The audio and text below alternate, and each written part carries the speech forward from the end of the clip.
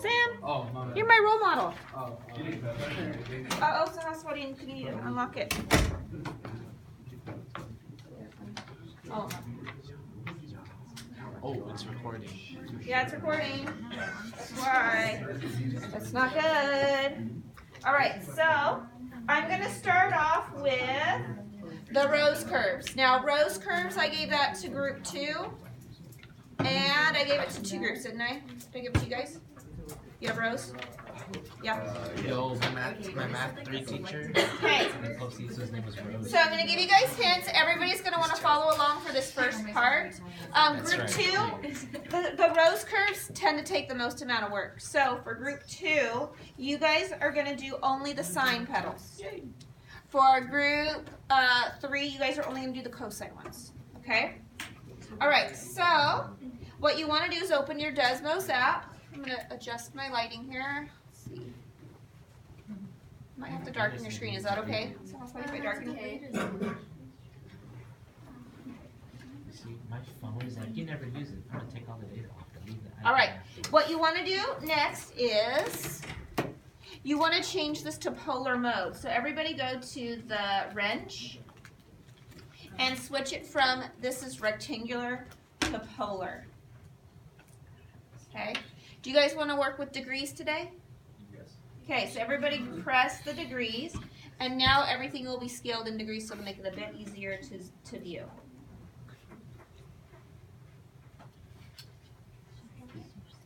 Okay, then I'm going to press the wrench again so it goes away. I can see my scale here.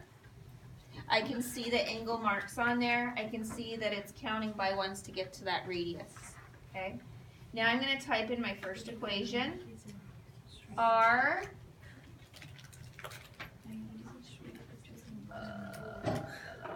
where's the R? R equals, Little degree sign. you don't have to use the degree sign. It's pretty cool. Sine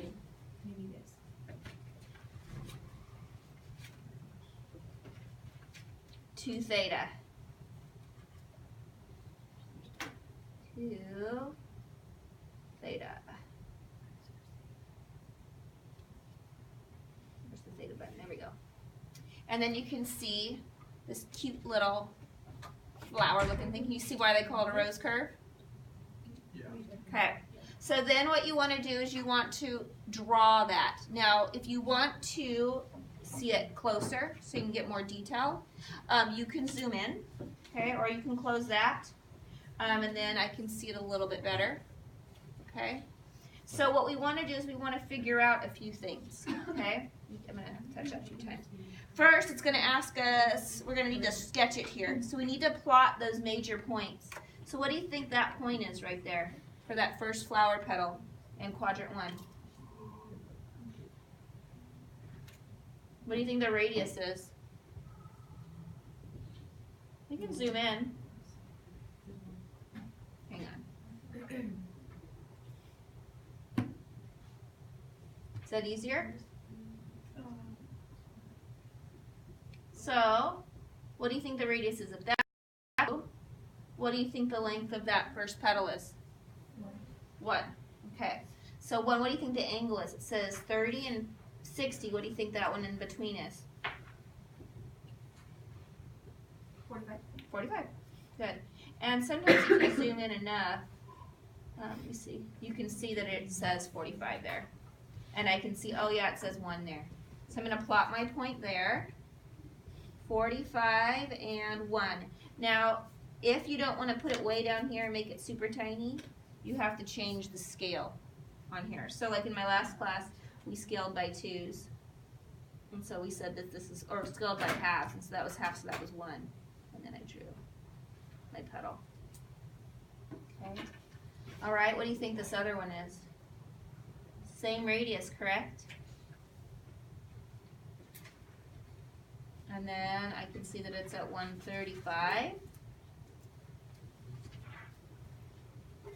And then I have this one here, 225 and 1. Okay, and then here it was 315 and 1.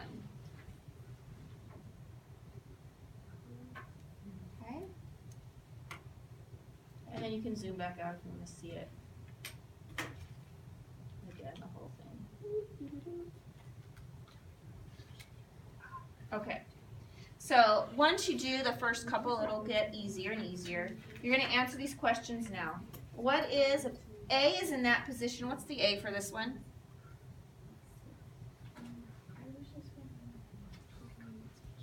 What do you think, group 2? What's the A value for this one?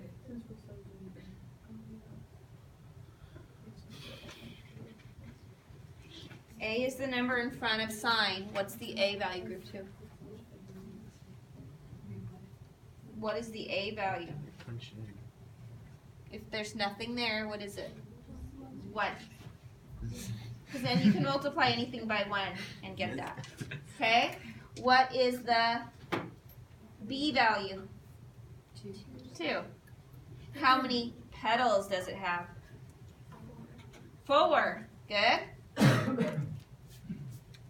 All right, it's going to ask you the angle from the x-axis. Okay? So that is this angle from here to here. What was that angle? 45. Good. Uh-oh. I put 4 there, but that's not the length of the petal. What was the length of the petal? The length 1. It was 1. I'm going to white that out and put a 1 there. Okay. Then it wants to know the angle between the petals. Okay? So that's from here to here. So, if this is 45, how much is this one? 45. And how much is this one? 45. So then what is the total angle between? 90. Okay, and then I won't make you guys do the radian part because you guys have a lot of work to do on these petals. Okay, group 3, do you want me to show you how it is with cosine, or do you kind of get it with this one? Is that okay? Okay, so it's the exact same thing. You're just going to type in the cosine. All right, let me show you guys the next one. Let's go on to cardioids. Okay, that was group. Who did I give cardioids to? You guys have limosome? Okay, so our cardioid is my group in the back. Okay, so I'm going to get my equation back. I'm just going to clear that out. And I'm going to type in R equals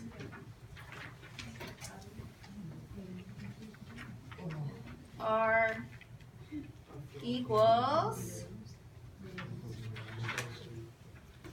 1 minus sine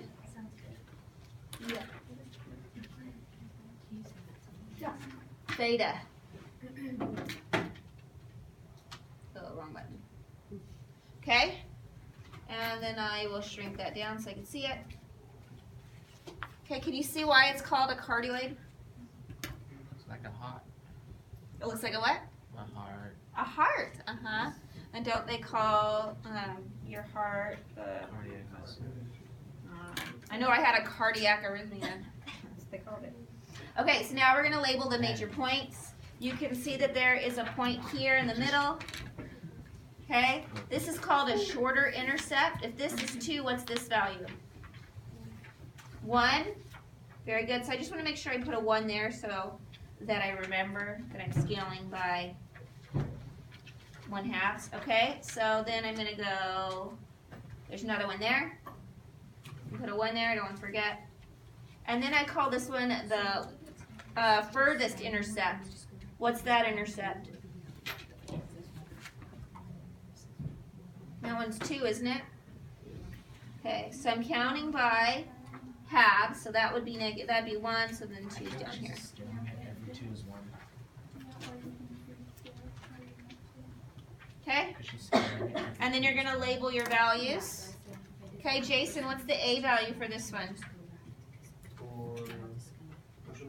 For this one right here. What's the A value? Uh-oh, the screen went black.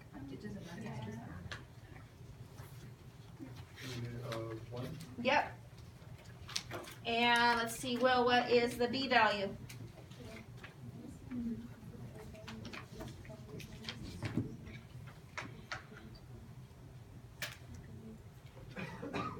What's the B value, Will?